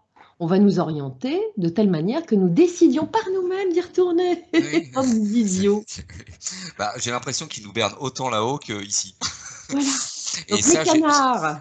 j'en ai pris conscience, figure-toi, Elisabeth, parce que moi, j'ai essayé de trouver une réponse à cette question par rapport à l'âme, etc. Et un jour, mon frère, il m'a expliqué ça, Jean-Philippe, je te fais un gros bisou au passage. Et là, je me suis dit, ah oui, en fait, ce qu'il explique, c'est vraiment pas con. Parce qu'il m'expliquait, il me dit, alors, ok, on est des âmes qui nous incorporons pour vivre une expérience, et en plus, avant de nous incorporer, nous avons tous choisi un petit peu notre scénario. Hein, toi, tu vas jouer tel acteur pour faire tel acte, tel acte. Alors, Pas imaginons, forcément, hein, pas non, forcément. non, mais imaginons, allons dans le gore. Et c'est ce que Jean-Philippe a expliqué. Il me dit, alors, par exemple, imaginons, tu es mon frère, toi, tu as décidé de vivre l'expérience d'être assassiné par ton frère. Ça, puisqu'on peut choisir n'importe quel scénario, hein, si j'ai bien compris. Donc, je me mets d'accord avec mon frère avant de nous incorporer. Je dis, bon, écoute, ok, toi, tu vas jouer le meurtrier, moi, je vais jouer la victime, ok. Et puis, bah, alors, on fait notre vie jusqu'au jour où le drame arrive, mon frère me tue. Et donc, bah, moi, je pars, hein, hop, ok, bon, moi, il se passe ce qui se passe. Mais il me dit, moi, regarde, moi, quelques années après, je pars aussi. Je retourne là-haut. Et là, il va y avoir le grand jugement, enfin le jugement dernier, où on va te refaire voir ta vie sous 3 actes différents en plus, et pour te faire Alors, voir les choses que tu as fait le bonnes et jugement dernier, c'est encore autre chose oui. pour moi, Mais hein. il me dit, et là, on va me reprocher de t'avoir tué. C'est l'acte le plus horrible que tu as fait de ta vie. Il me dit, c'est complètement tordu, puisque à la base, je me suis incorporé pour faire ça. C'était une convention entre nous. Et Bah, maintenant, on va me le ça reprocher. prouve bien qu'il y a des connards de l'autre côté qui nous Qui manipulent, nous manipule. parce Exactement. que quand ils Voilà. vont faire souffrir des gens et des âmes, ils se gobergent, ils bouffent C'est ce que l'énergie. Voilà beaucoup l'histoire. de personnes disent aussi, c'est qu'en fait, et ça rejoint on parlait avec Bruno, qu'il expliquait qu'en fait, une âme à la base, lui, il voit que une âme se nourrit de justement on va dire des émotions de l'avatar dans lequel elle est. En fait, quand tu vas pleurer, quand tu vas rire, quand tu vas crier, tout ça, ça génère une espèce d'électricité induite qui va nourrir ton âme. Mais qui va pomper cette Non, énergie non, non, derrière? c'est pas du tout ça que je vois. Ça va nourrir autre chose. Notre âme se Alors moi, nourrit de l'expérience, tu vois, c'est là hein. où c'est intéressant d'avoir différents intervenants Pour sur moi, Horus avec différentes. l'âme se nourrit de l'expérience. Mhm. euh, et son truc, c'est d'attraper la mesure, la neutralité. Dieu est neutre. Il est ni bon ni mauvais, le Créateur, hein. Il nous laisse faire. D'ailleurs, c'est pour ça que la Genèse est particulière. On nous parle d'Adam et Ève et tout ça. Bon, ça, c'est la création. Parmi différentes créations, je pense qu'il a plusieurs programmes. Alors, combien de temps dure une création? À mon avis, temps zéro, Oui, non, mais on parle pas de temps hein, de l'autre hein. côté. Hein. Voilà. Le Donc, temps terrestre, c'est cette, une. super intelligence neutre nous a donné le libre arbitre. Pour nous faire connaître le neutre. Mais Et pour et pour s'expérimenter, connaître. elle, mais je pense que cette intelligence s'expérimente dans ses créations, tout Oui, simplement. elle s'est démultipliée en Voilà. milliards d'âmes. Et puis, Voilà. Il faut remonter. Et l'idée, c'est d'aller au plus loin donc, et de remonter avec ces l'expérience. toutes D'où ces les petites pièges à étoiles con, ces d'âmes. sphères d'enfermement Mm. avec des trucs différents. Voilà. Et comme le temps Et, n'existe pas là-haut, plus le tu peux mal, mettre le 1000 ans mal avant de d'extraire aide le bien. Bah oui, parce que comme tu parles de neutralité, si tu expliques à quelqu'un qui n'a aucune notion de cette polarité, comme on l'expliquait tout à l'heure, tu lui parles de neutralité. Alors déjà, il a aucune notion de la polarité. Comment veux-tu qu'il comprenne le concept de neutralité? Donc justement, pour qu'il comprenne le concept de neutralité, il faut lui faire découvrir ses polarités. Le bien, Oui. le mal, la Et c'est lumière, une le jeu. expérience. Et l'âme doit s'affiner et elle doit S'affiner aller dans la jusqu'à verticalité ensuite pour la sortir de neutralité. la matrice. Et ça, j'ai vu sur différents mégalithes, et je l'avais dit à Franck ça il y a longtemps, vous avez des spirales, mais vous avez également des cercles concentriques Mhm. avec un point central et une sorte de travée qui traverse tous les trucs. Pour moi, ce sont les étages c'est comme un millefeuille finalement, pour rejoindre le point d'origine. Il y a différents étages, c'est une représentation des étages du parcours de l'âme. Mhm. Donc on est dans un Mais je peux me gigantesque. tromper, je peux me Ah non, tromper mais c'est complètement. très intéressant parce Et c'est ce que. qui m'est venu. Mhm. Très Et les intéressant. spirales, ça peut être la création, parce que moi, la vision, j'ai eu une fois une vision de décréation, mais d'une en particulier la nôtre, c'est spirale. Et tous les éléments de la spirale, ce sont des particules du point d'origine. Mhm. Il faut remonter les étages. Mais quand la spirale, vous la voyez comme ça, alors si vous la voyez sur un mégalithe, vous allez la voir comme une galette, hein. Mhm. Mhm. Et puis si vous la voyez en 3D, vous la voyez comme ça. Donc l'étage du dessus, c'est une projection à l'étage du dessous, avec une horizontalité quand on est sur un plan temporel. Et toutes les vis vivent en même temps, puisque le temps, en fait, c'est une illusion. C'est une illusion. Donc, le coup des dialogues avec l'ange, c'est de remonter à notre point supérieur qui est sur la branche de la spirale du dessus. Mhm. Et c'est ça, et c'est par la verticalité. Mais malheureusement, on parle de temps, tu vois. J'ai l'impression que ceux qui nous gouvernent, compris les manettes de ce gigantesque vaisseau Ils spatial n'ont qu'est pas la. compris, ils sont sous influence, nous sommes tous sous Et influence. on est pris par le temps dans notre vie, en fait. Tu Et on vois, court après le temps, on bien court sûr. après le temps, c'est ça. Mais on peut le ralentir de temps en temps. Moi, j'ai eu des exemples de temps qui ralentissaient ou qui étaient complètement débloquants. C'était il y a peut-être 2 ans, un truc comme ça. Je sais plus, enfin, peu importe. Et j'étais très fatiguée. J'avais dû avoir le Covid déjà. Et je devais enregistrer avec Nurea, une des rares émissions que j'ai enregistrées à ce moment-là, parce que pendant 2 ans, il y a eu quand même une traversée du désert, parce que je n'avais pas la force. Et j'avais un truc à préparer. J'étais à la ramasse et je savais que ce que j'avais encore à faire, je n'avais pas le temps.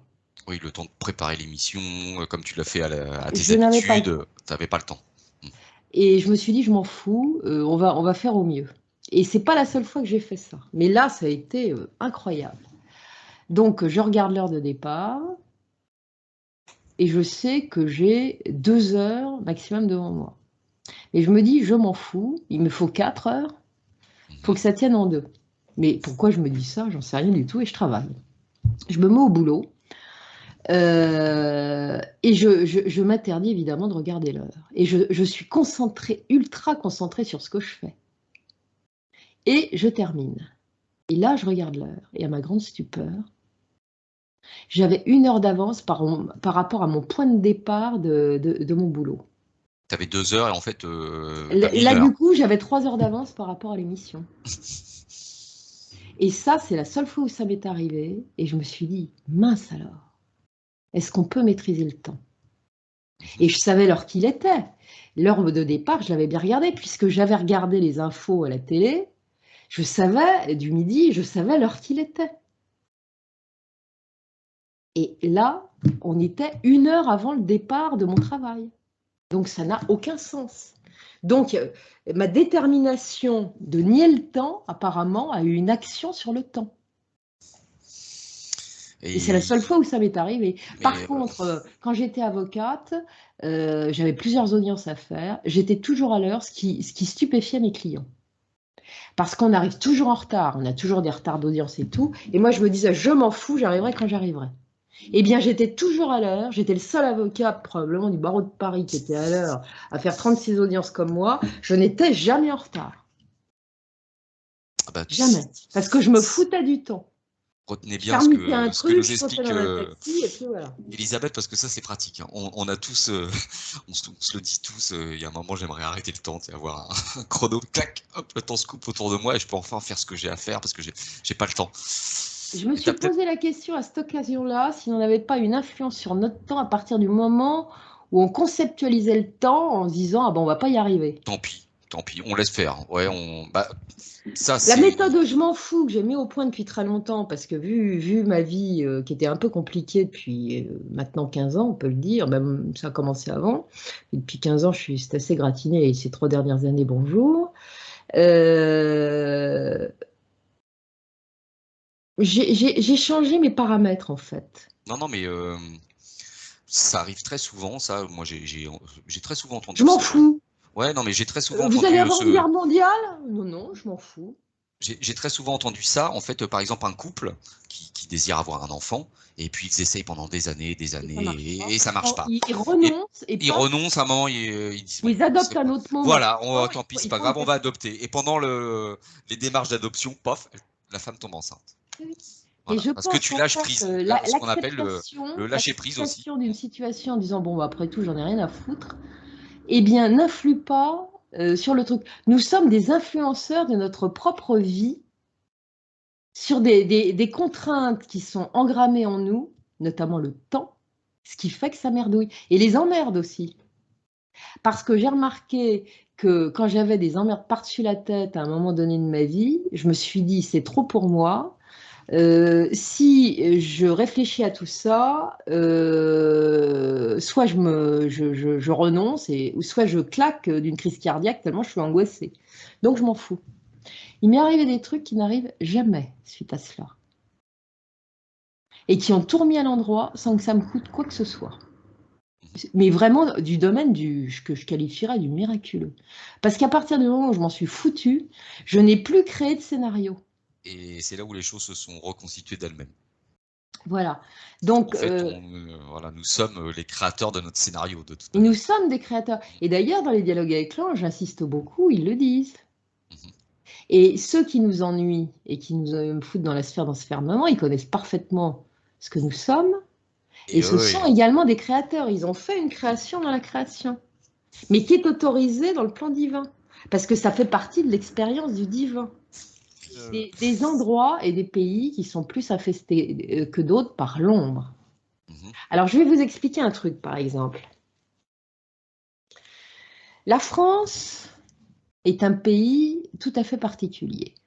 Petit sur la carte, mais très grand dans l'histoire de l'humanité. Oui, on le sait. Très puissante, mais elle a également autre chose. Elle est sous la protection de la Vierge Marie. Si vous regardez le lieu des apparitions majeures qu'il y a eu en France, ça fait un M, et c'est pas une blague, c'est une réalité. Et c'est la fille aînée de l'Église. Oui. Donc pour la chrétienté, c'est très symbolique de la chrétienté occidentale. C'est comme par hasard un lieu où on est en train de détruire la chrétienté à l'heure actuelle. Dans un silence assourdissant, par exemple, vous avez des églises profanées en permanence ou détruites, où il y a des attentats, ça, jamais vous n'en entendrez jamais parler, ou si peu. Donc c'est pas du tout un hasard en ce moment, c'est Massive Attack. Bien. Il y a autre chose, l'Ukraine. Il y a eu des L'Ukraine, apparitions mariales aussi en Ukraine. ah non mais c'est même pas ça, c'est l'orthodoxie byzantine. De Byzance est arrivée l'orthodoxie directement en Ukraine, Mhm. il y a 1000 ans. Donc c'est l'équivalent pour l'orthodoxie, l'Ukraine de la France. De la France pour la chrétienté. Et de l'Ukraine est partie l'orthodoxie en Russie. Qu'est-ce qu'on essaye de détruire à l'heure actuelle? L'Ukraine. Et franchement, on a Et des je vais vous gouvernements dire, qui essayent de bien démolir aussi la France en ce moment, ils s'y prennent ah, parfaitement. mais c'est évident, c'est une Ça destruction crève les yeux, quoi. de tout. Mhm. C'est ça. Et alors toutes les religions deviennent intégristes, y compris la religion chrétienne, qui est en train de détruire de l'intérieur l'Église, qui est elle-même infestée par l'ombre. Mais il n'y a pas que du mauvais. Et il ne faut pas détruire les églises, qu'elles soient orthodoxes. D'ailleurs, qu'est-ce qu'a fait la Russie pendant la guerre froide? Le patriarche Cyril, là, qui est le grand copain de M. Poutine, bah, d'après ce que j'ai pu voir, à moins que je me sois trompée dans mes sources, c'est quand même un mec du KGB. Il a travaillé sur une église d'État. Contrôle. L'Ukraine a obtenu en 2018 la capacité d'avoir un culte orthodoxe indépendant. Mais pourquoi Kiev n'a pas été prise? Parce que là est la demeure, si je puis dire, de l'église russe. Mhm. Ça s'appelle la Lore. Il y a des grottes, il y a les grands saints et des momies. Et ça, ils vont pas y toucher. Et ça, ils n'y ont pas touché, ils n'ont pas été jusqu'à Kiev. Pourquoi? Parce que pour les Russes, c'est le symbole. Le symbole de l'orthodoxie aussi. Du temps des derniers tsars, on venait en pèlerinage à Kiev, voir les martyrs qui sont dans des vraies momies, hein, on les voit dans les cercueils et tout, c'est dans des grottes. Pourquoi ils n'ont pas pris Odessa? Parce qu'il y a la même chose, il y a des grottes là-bas aussi. Et il y a beaucoup d'ovnis là-bas. Et quand les Allemands, pendant la Deuxième Guerre mondiale, ils ont voulu se faire Odessa, ça a été un massacre, ils n'y sont jamais arrivés. Ben, les Russes, ils n'ont même pas essayé. Hein. Par rapport... Il y a des choses extrêmement incroyables en Ukraine, y compris le phénomène ovni, comme par hasard, y compris en France, que la France est un territoire d'ovnis. Hein? Parce qu'entre ce qu'on vous dit, ce qui est répertorié et ce qui ne l'est pas, et les gens vivent avec ça, il y a ce qu'il faut. C'est pas du tout un hasard. En tout début d'émission, tu faisais référence au livre de Jean-Claude Bourré. Moi, j'ai ce livre dans ma bibliothèque où il avait glané dans je ne sais combien de gendarmeries de France des dépositions de personnes qui témoignaient d'apparitions d'ovnis. Et la plupart du temps, hein, en plus, il le précisait, lorsque les personnes venaient faire la déposition, beaucoup voulaient rester anonymes. Parce que c'était des personnes assez haut placées dans le village, hein, le médecin ou le maire du village, et disait bon, je viens témoigner de ce que j'ai vu, mais par contre je reste anonyme. Si tu veux te dévaloriser, tu dis que tu as vu un ovni, tu as vu que tu as eu un contact extraterrestre. Voilà, tout de suite. Là, moi, je le dis, je sais que je suis cataloguée avec mes propres amis. Quand j'ai commencé à parler de ça à des amis parisiens qui étaient mes amis depuis longtemps, clairement, ils m'ont pris pour une tarée. Et ils se sont dit, la pauvre chérie, bon, voilà. Mais non, j'ai pas pété un boulon, c'est une réalité on met les miettes sous le tapis, et c'est une réalité qui est extrêmement grave pour notre humanité. Oui. Il n'y a jamais eu autant d'ovnis. Quand j'ai fait les ovnis sur la Californie, il n'y a pas très longtemps, avec Didier Santiago, ce sont carrément des enlèvements de masse à certains moments. Ça, j'en suis absolument convaincue. Quand j'ai parlé chez OVNI Paris, il n'y a pas longtemps, des ovnis de l'Hudson, la vallée de l'Hudson. La vallée de l'Hudson que j'ai évoquée avec Egon Kregel. Eh bien, c'est exactement la même chose. Ce sont des enlèvements de masse. Et les gouvernements sont parfaitement au courant. Donc, il y a régulièrement des vagues dans les pays. Au Brésil, j'ai travaillé récemment là-dessus. Même chose. J'ai enregistré avec Nurea, ça passera en juillet, le truc de Varginha. Attention. Oui. Le Brésil était en pleine vague à l'heure actuelle avec des extraterrestres extrêmement dangereux qui ont fait des morts. Il y a eu le fameux cas de Colares, par exemple. Mais tout à fait, mais il n'y a pas eu que ça. Donc je reparlerai ultérieurement des ovnis au Brésil, qui sont extrêmement agressifs, comme en Chine. Une folie chinoise, on en parle peu, mais on sait que dans le désert de Gobi, il y a eu très souvent des morts. Hein, il y a de longtemps de ça, parce que maintenant c'est très difficile d'avoir des informations. Mais il y avait un excellent ufologue qui s'appelait Shibo, qui a arrêté, je crois, de faire ça, mais qui avait rapporté des cas absolument épouvantables, comme ceux du Brésil. Donc il y a des trucs extrêmement dangereux. Il y a quand même des entités très négatives. Voilà. Et il y a plusieurs espèces, c'est multi-espèces. Ah oui, mais oui, je l'ai toujours dit, on est dans Star Wars. Il y a de tout, hein. Que ce soit en matière d'ufonautes ou de vaisseaux spatiaux, voilà. On est face à... L'ufologie fait partie d'une guerre spirituelle qui est sur notre planète depuis la nuit des temps. Voilà. Quand on a compris cela, on fait un pas en avant. Et qu'est-ce qu'on fait? On va dans la verticalité. Vous ne voulez pas prendre la religion, c'est pas grave. Vous savez prier à l'intérieur de vous-même, votre âme, elle sait. Et ça vous permet précisément de vous relier à votre âme. C'est la clé de sortie. Même si vous avez un petit coup de mou de temps en temps, soyez joyeux. Chantez, faites des trucs. Pourquoi on nous a confinés? On a bien souffert, on a vu les dégâts que ça faisait sur les individus. Et qui c'est qui bouffe? Les parasites. Et qui c'est qui est facile maintenant, après à malmener et à mener? Le troupeau. Ça a marché à pec. Puis si vous regardez, on en parlait hier, de ce que fait l'Autriche en ce moment. Tous les ans, elle nous sort une pièce de 25 €. La petite dernière pour 2022, c'est un gris qui tient la planète Terre entre ses mains. Ouais, On en a parlé hier ensemble. Alors la légende, c'est la recherche extraterrestre mondiale. Enfin bon, mais c'est un piège à con. Quand vous allez sur 2020, là où il y a eu le Covid, c'est un œil, un grand œil, vous voyez, qui vous surveille. Ouais, c'est ça, ouais. Et quand vous allez en 2018, sur ces mêmes pièces autrichiennes, eh bien, vous avez une sorte de carte à puce le long d'un personnage, d'un crâne du personnage qu'on voit de profil. Ça, c'est l'intelligence artificielle. Et ça, c'est tout ça pour l'Autriche, c'est les symboles du nouveau monde. Elle est pas belle, la vie? Ça, c'est clairement signé. Si on veut pas comprendre, c'est qu'on veut pas comprendre. Alors, et j'ai cru que c'était une blague au départ. C'est Magali qui m'avait parlé de ça. Je me suis dit, c'est pas possible. Et je vais sur les trucs numismatiques de vente de pièces qui sont d'ailleurs diffusées à 65 000 exemplaires. Mais c'est une réalité. Mais où va-t-on? Et on nous le sert clairement maintenant. Hein. Alors, justement, tu parles d'Autriche, ça nous ramène aux Illuminati de Bavière. Bah, oui, alors les Illuminés de Bavière, on en fait des tonnes, alors on leur fait dire tout ce qu'on veut. Soyez gentils, faites de l'histoire. Hein. Vous allez voir ce que c'est.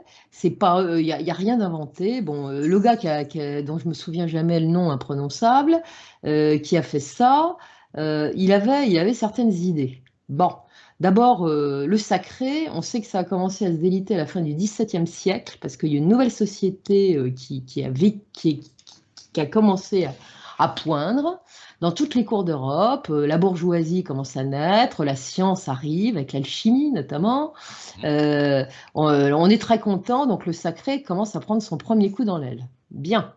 Et puis toutes ces bondieuseries d'enfer, alors on le met à sa sauce, puis on va se servir également du diable pour régler certains problèmes. Et ça marche très bien. L'affaire des poisons que j'ai racontée il n'y a pas longtemps, qui est vraiment une émission historique et très intéressante.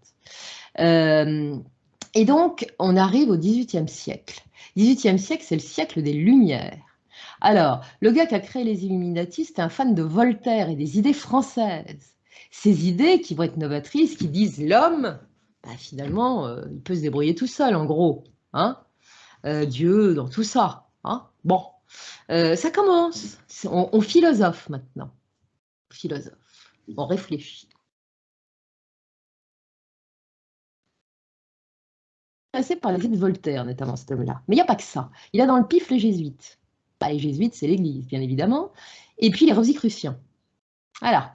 Donc, il a décidé de créer son ordre perso, son ordre secret, ce qui était très à la mode à l'époque. Oui, mais les francs-maçons l'intéressent aussi. Mais ça existait déjà. C'est pas lui qui a inventé la franc-maçonnerie. Ça existait déjà. Il a fait que développer. Puis après, on est parti là-dessus. Alors, les Illuminati, on te les fait à toutes les sauces. La preuve, c'est que moi, il y a une rumeur qui traîne sur moi depuis quelques années, avec deux personnes qui les sèment. Je suis une Illuminati, les enfants. Un féodé à la solde des Rothschild, vous le saviez pas? Oui, mais je vois l'œil derrière toi, là, il y a un tableau avec un œil dans un triangle, je le vois. Non, tu sais ce que c'est la Sainte Vierge que j'ai. Tiens, je vais te la montrer. La Vierge Marie, attendez. Voilà. C'est la Vierge Marie par mon ami Audrey. Non, j'ai la Vierge au-dessus de moi. C'est pas le œil d'Horus, moi. Voilà. Rassure-nous. Donc, non, mais tous ces trucs-là, je vous demande clairement de ne pas vous laisser embarquer avec des thèses de plus en plus délirantes pour certaines choses, qui mélangent le vrai au faux, et d'aller dans l'histoire, l'historique, et de réfléchir par vous-même. Revenir à la source. Et ça vous évitera de vous faire manipuler comme des bleus, en pensant que vous détenez la vérité, ce qui vous donnera chez certains un certain orgueil. Ça, je l'ai vu aussi, parce qu'on ne veut pas en démordre. Dans ces cas-là, on sait de bonnes sources, de sources sûres. Vous l'avez dans le baba, parce que votre source sûre, elle est polluée. Cherchez par vous-même. Et regardez ce que sont les Illuminés de Bavière. Ne pas prendre n'importe quelle os à ronger au vol. Donc, on philosophe sur l'homme. Puis on a envie il y a la science, effectivement, vous avez certaines découvertes qui vont se faire.